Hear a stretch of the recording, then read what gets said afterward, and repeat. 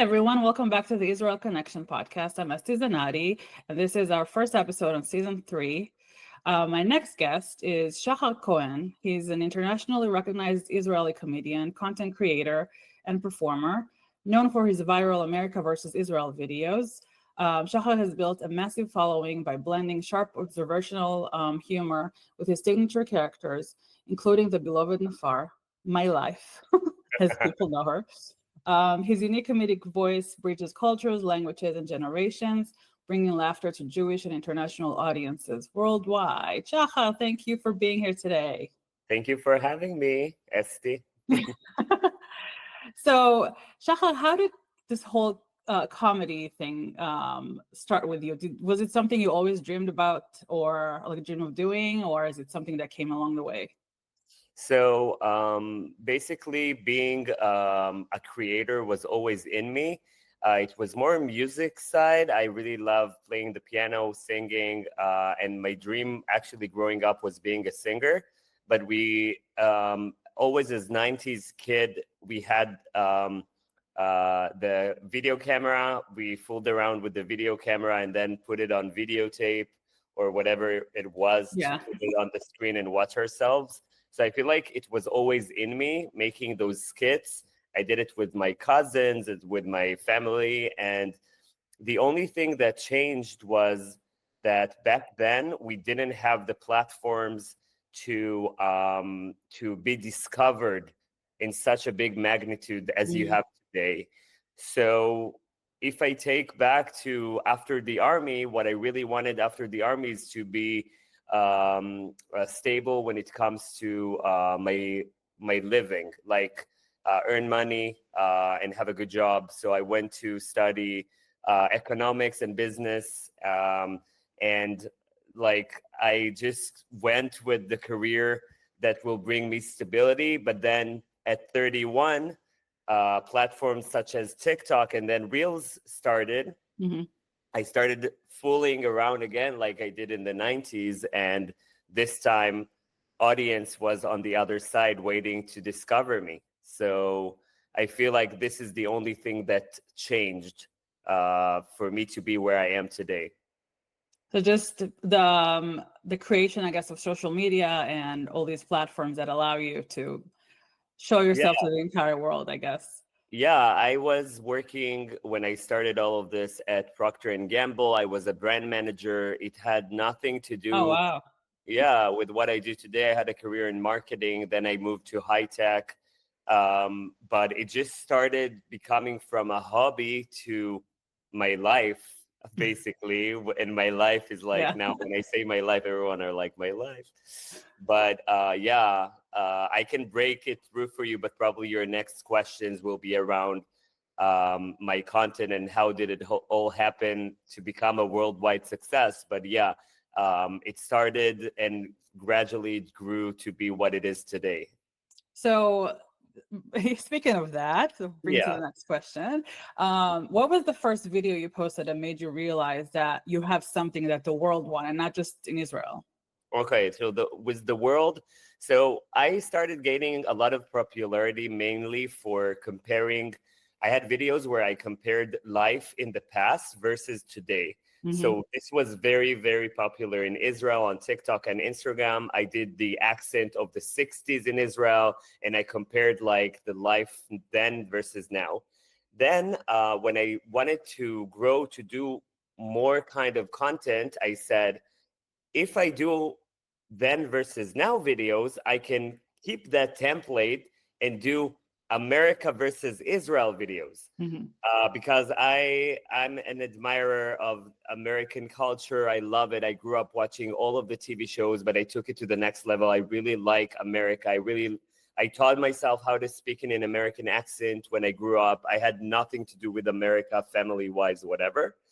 And then unintentionally, actually, my America versus Israel videos before the war became big in America. And I didn't even mean it, but mutual friends, mutual communities started sending those videos to each other. And then I became big. So this is when I understood that I'm becoming quite international.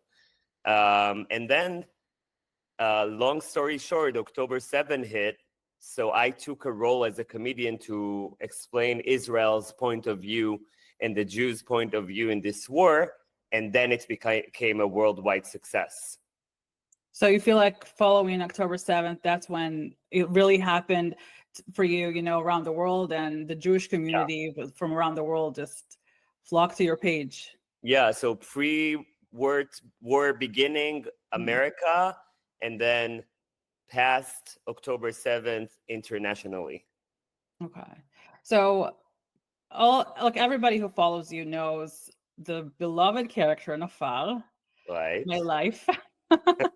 I can switch to an Hebrew accent to be able to identify with him.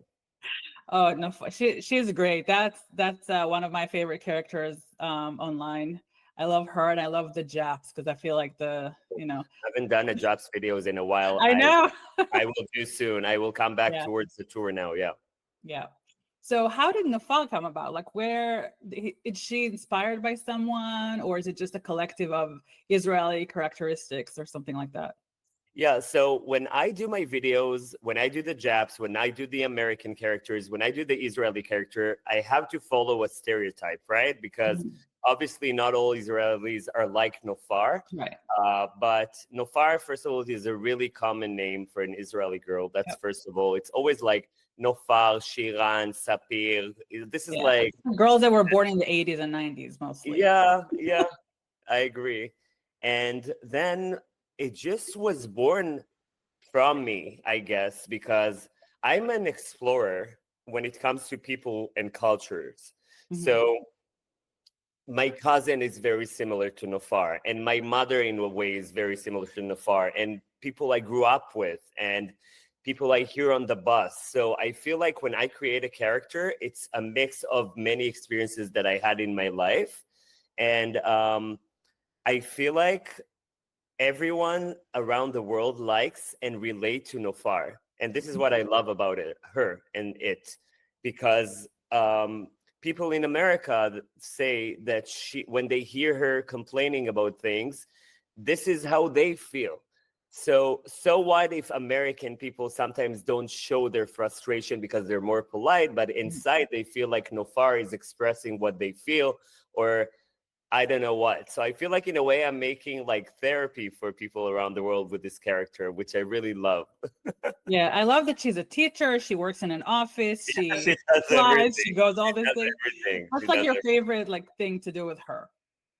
I think the Office Girl is a hit, and it feels the most close to home because I was working at an office for the past 10 years. So gossiping at the coffee corner, trashing about your boss, complaining about employees. This is what I did for a living. So I feel like it's close to home. Yeah. As someone who worked in an office in Israel and in the US, I Yeah. relate.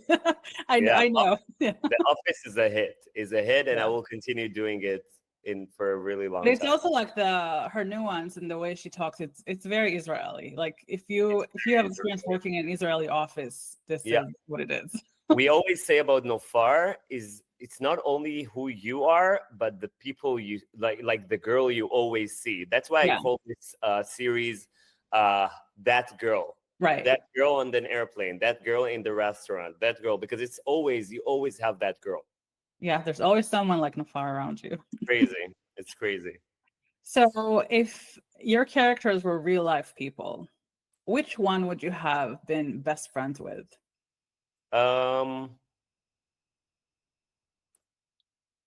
Probably Nofal. Probably Nofal, because like she goes to gay stuff and she's very, very confident and fun to be with. And yeah, probably Nofar. She will be my best friend. Yeah, it would be fun hanging out with her. Yeah. I really want her with me when I go to Ofer Nisim in Israel for the gay parade. I really want Nofar with me, and sometimes I'm like, no, that's me. But I really There's someone out there for you, Shahar. Someone like her, exactly like her. Yeah, my cousin. Your But cousin? she's like she has kids now, but we grew up she's very Nofar. Yeah. So aside from Nafar, which character do you like to play most?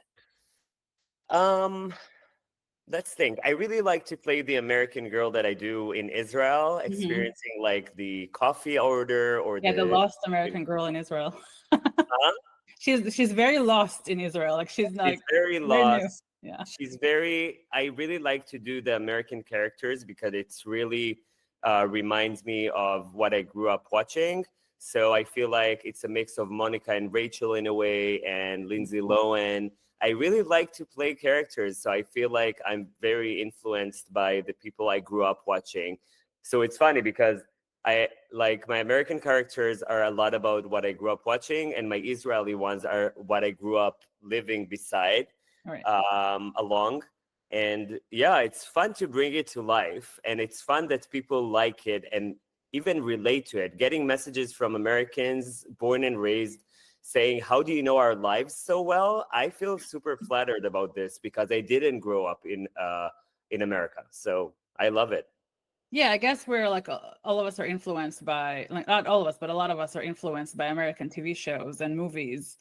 And me personally, I've never been to America until I was 24, but I always wanted to be here. I always loved the American music and Yeah, shows and movies and like the culture, even though I was never here before until then. So yeah, yeah. I agree with you. yeah. So what is like one thing that people would be surprised to know about you? Surprised to know about me. Hmm. Mm, let's think. I want to really take this one seriously. Surprised to know about me. Um, that I was, no, maybe it's not surprising that I was like in a high school that is more religious and I wore a kippah for Oh, that is a little surprising. a little I didn't know surprising that. Hmm. because we're a secular family, but I had a really difficult childhood, more towards middle school where I Mhm. was bullied for being gay. And then my mom was looking for a school that I will not get bullied in. Mhm. And it was a special school. It's called Reut. It's a pluralistic religious school, but half of the school was secular people, half religious, and everyone wore a kippah. You didn't even know who's religious or not, but the thing about it was being pluralistic towards each other. So no violence, and it really brought me closer to religion in that time. So yeah, I was putting tefillin every day, and this was a wonderful experience for me. That sounds good. It's Yeah, good that you were able to find this place. yeah, That and was with religion being Yeah, gay, which is not always so trivial. right. But yeah, it was an amazing spiritual experience. Are you I have to still? give I have to give an example.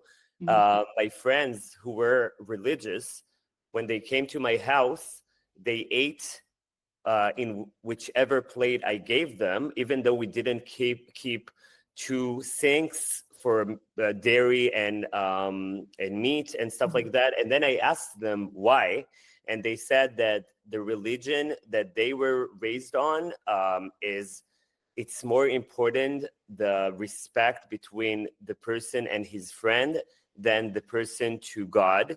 I don't know if to call it to God, but בין הבן אדם לחברו יותר חשוב מבין הבן אדם למקום. Yeah, Uh, to the place, like not tradition, but like to the rules, I guess, of the place, yeah, to the place I yeah, think they yeah, translated. And this was very amazing to me because they said that if you don't respect your friend, it's like you don't respect God because we were all born from God.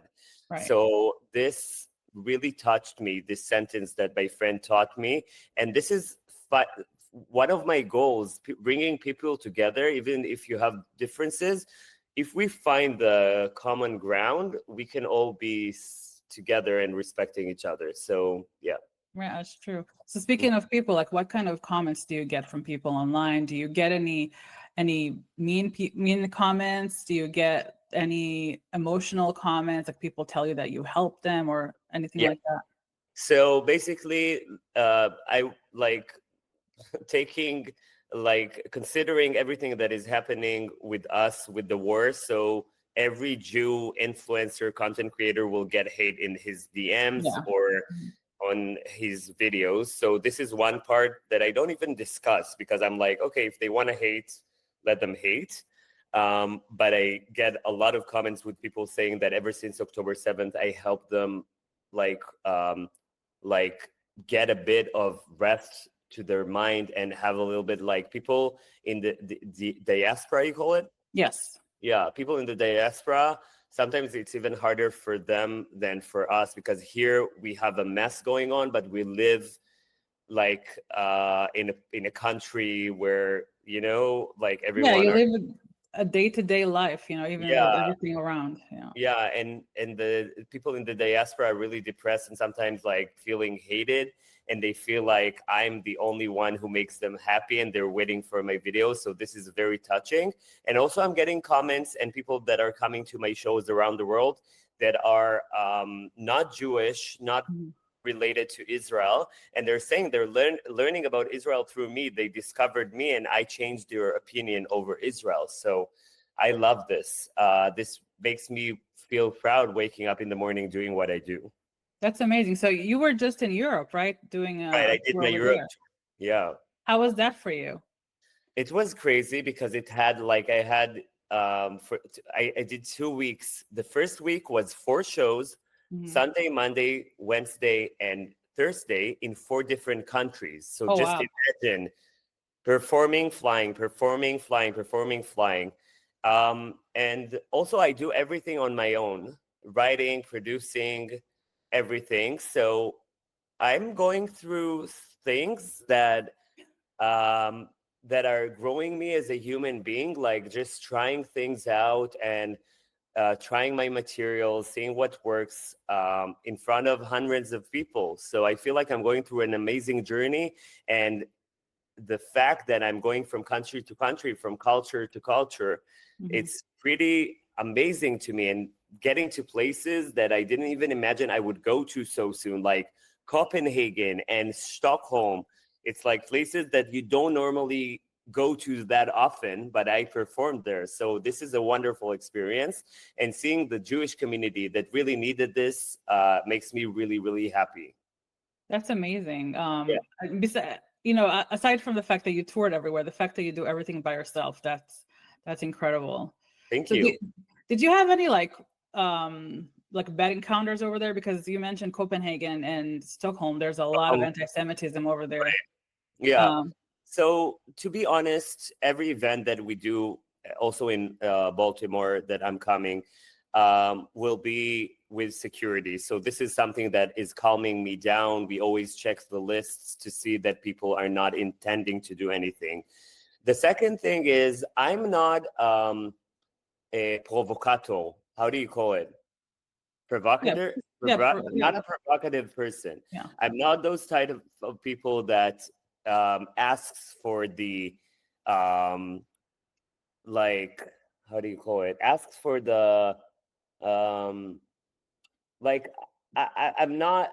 I bring joy and I Mhm. bring uniting people like Jews and their allies. So it will be really weird if someone will come to a show that is only about making people happy, not being racist, and will try to protest against me only for trying to make people happy. So I want to believe that everything will be okay, and this is my go-to. Yeah, well, that's good. Yeah. So you make so many people laugh. What makes you laugh? So, what makes me laugh? I Mhm. scroll a lot on TikTok. My For You feed makes me laugh a lot. Obviously, TV shows like Friends that I grew up watching and I'm in love with. What makes me laugh? Conversations with my cousin. Life Yeah. makes me laugh. Yeah. So basically, all of those things. Yeah. I'm pretty boring when it comes to this. I live very normal life. All right. So we talked about your tour that is about to start in the US, Right. Yeah. and you're going to be in Baltimore on September 4th, right, at the Yeah. Gordon Center. So what can people expect from your show? So I feel it's a special show that I created because first of all, it's bringing the character like Nofar that they love so much on the screen. Bringing her on stage is something that excites many people to see this finally live Mhm. after they've seen me on screen all the time. The part of Nofar's show will be her coming very confident, engaging with the audience and teaching them how to live in Israel with a lot of other surprises that are coming from her side. And then Shahar's part is very much laughing about all the cultures that I meet every day, about the differences between cultures and what's funny about the locals versus other cultures, and then eventually laughing about how hard it is being a Jew. So I feel like it's enjoyable for both Jews and non-Jews, Mhm. and it's something special that I built, and it's going to be amazing, and you can't miss it because coming to Baltimore, I mean, I don't know if I like it's so rare for me. I've never been to bigger cities like Miami, so coming to Baltimore and perform, I feel like everyone needs to be there. So I Yes. expect you guys to come. And it's good for all ages, right?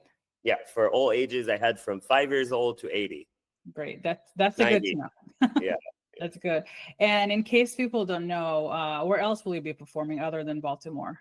So we have nine announced shows already, and we're about to announce 8 more, I think.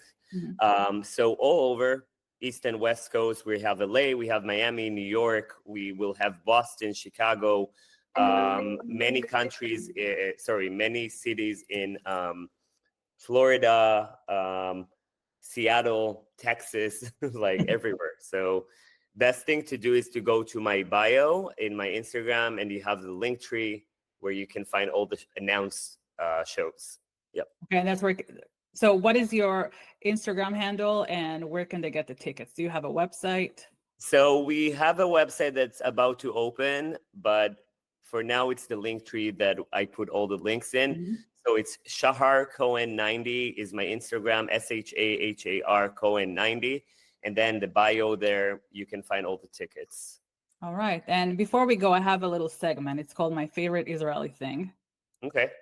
So, who is your favorite Israeli comedian of all times? I think Adir Miller. Oh, he's amazing. Yeah, he's He's so amazing funny. and a big inspiration. So you took my next question, but what? Biggest Uh, inspiration? yeah, who's your top Israeli inspiration? No, the answer can change because he's my biggest comedian inspiration. My biggest Mhm. inspiration in Israel. That's a good question. Um, mm, mm, it's a good question. Israeli inspiration. I don't know. That's a good question. Well, I guess we'll go with Adir Miller. I guess that's Yeah, it. let's go with Adil Miller. Wow, he got a lot of respect here. Yeah, Yes, he's awesome though. He's great. He's very good. so funny, and he's not just a comedian. He's a producer. He's an actor. He does a lot of stuff. He's really good. Yeah, Um, which one is your favorite Israeli comedic character, whether in shows or movies? comedic character. Hmm. Comedic character. Um, like, wow, there are so many different periods of times in the history of Israel because now you have Kupa Rashit, Right. which you have so many characters that are inspiring to me right now. I think I really love I really loved Keren Moore in the 90s with the Hamishia Kamerit. Oh yeah, yeah. Yeah, I think she's great.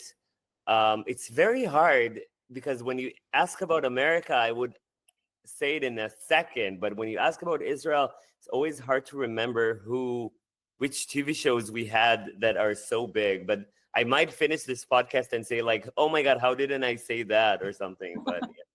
Let's leave it with Keren Moore. I really love her in Kupa Rashit in a Hamishia Kamerit. She's great. Yes. What's her name? The character's name in Kuparashit? Kochava. Kochava. Kochava. Oh Yeah, yeah, she's a very bitter, middle-aged, like yeah. register woman, yeah, cashier in a grocery store. If you Great don't show. know the show, you got to find it. You got to find it. Yes. So I think I know the answer to this one. Yeah. What is your favorite Hebrew word or expression? And I know it's Fine something chili. you Hayusheli. Chili. Every day, all day, Yes. in every context. Yes. So lastly, do you have any message to your fans or your listeners who don't know you yet? What do you want to tell them?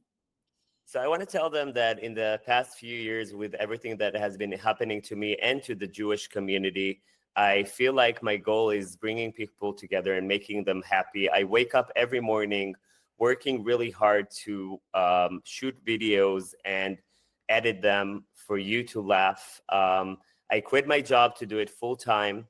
So I'm making my dream come true, and coming to see you guys with my shows is making my dream come true. So I really expect seeing you on this tour that we worked really hard to bring to the US, with everything I've been doing with the artist visa process and everything. And it's finally happening, and I can't wait to see you and give you a hug. All right, Shahar, thank you so much for being here. Thank It's been a you. Thank pleasure talking to you. you. And everyone, go see Shahar on his shows and follow him on social media. You won't regret it. Trust me. Thank you so much. You were great. Thank you, Esty. Thank you. And thank you all for listening. Until next time.